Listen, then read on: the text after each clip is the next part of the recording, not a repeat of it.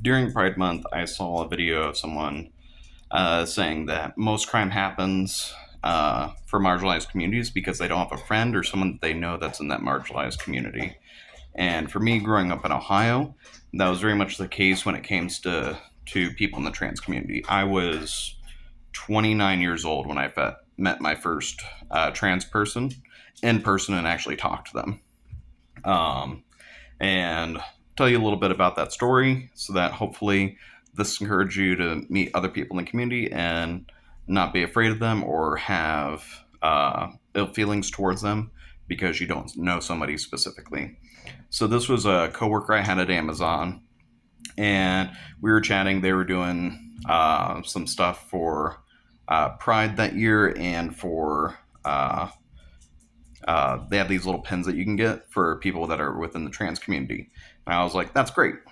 And one of my coworkers was talking and be like, oh yeah, I'm trans as well. And I was like, oh, um, that's great. How are things going with the transitioning process of becoming a female since they presented a male?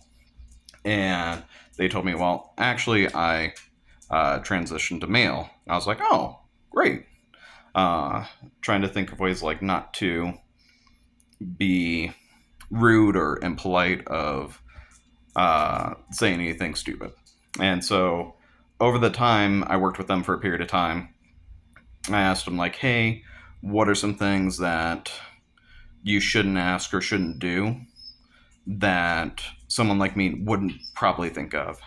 And some of the things he said was not to ask what their original name was or like what their birth name was. That's not correct. Um, don't ask them if they've had any surgeries done of like top or bottom surgery. That would be the same thing as me asking, what's the size of your thing? So being polite in that manner, um, because you have no reason to ask somebody else that if they were a cis male or something like that, or a cis female about their parts. Um,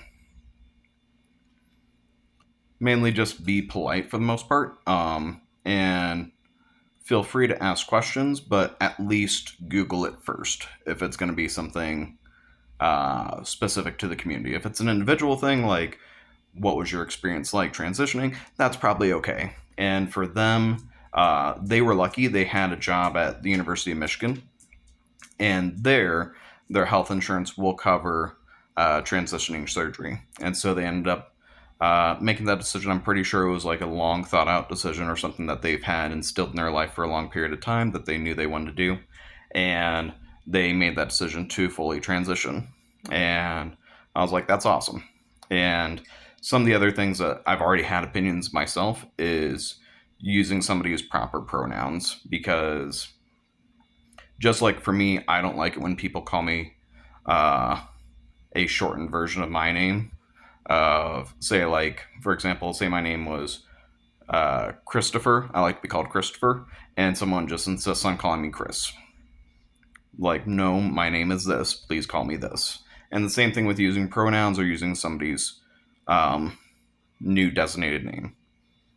Just like if someone was called Chris or Christopher, but they now go by Topher, please respect that. If you respect that person, you'll continue to do that.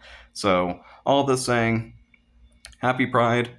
Hope everybody in the community feels respected and safe, and that you're able to be who you really are on the inside.